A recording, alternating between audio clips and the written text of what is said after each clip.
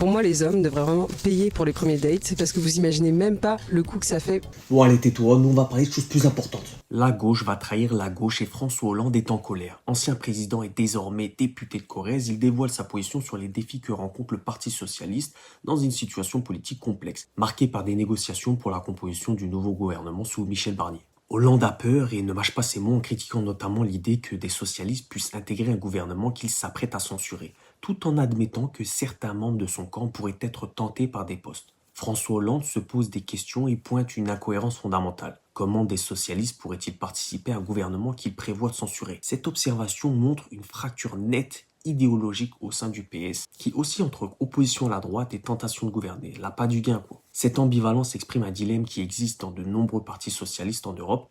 Elle est face à l'érosion de leur influence et la montée de la gauche radicale représentée ici par la France insoumise. Hollande reconnaît que certains socialistes peuvent être tentés d'entrer dans le gouvernement Barnier, ce qui soulève une question classique en politique.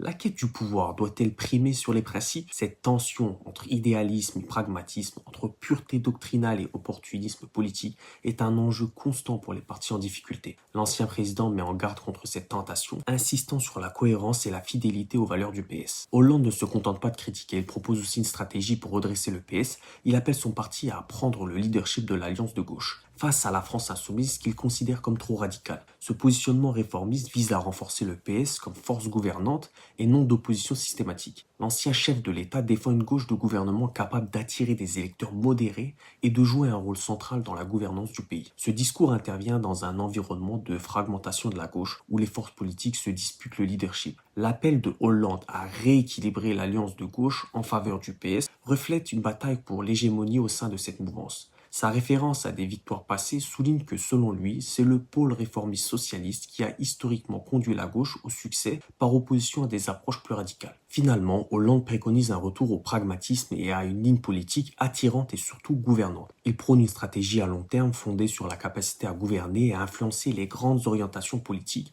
en particulier sur les sujets clés comme le budget. En conclusion, l'intervention de François Hollande atteste d'une crise identitaire au sein du PS, coincé entre une gauche plus radicale et une droite en quête d'ouverture. Sa vision repose sur la nécessité de retrouver une ligne cohérente et gouvernante pour repositionner le PS comme force centrale à gauche. Il lance un appel à ses collègues socialistes pour qu'ils s'unissent autour d'une stratégie claire, axée sur le pragmatisme et l'efficacité, plutôt que sur des tentations de pouvoir immédiats ou des compromis idéologiques. Dans un contexte où la gauche se cherche et se divise, François Hollande rappelle à son parti l'importance de la cohérence et du leadership. Est-ce la solution pour un retour en force du PS sur la scène politique? L'ancien président semble, lui, y croire. Bref, dites-moi en commentaire ce que vous en pensez, bien sûr, toujours dans le respect.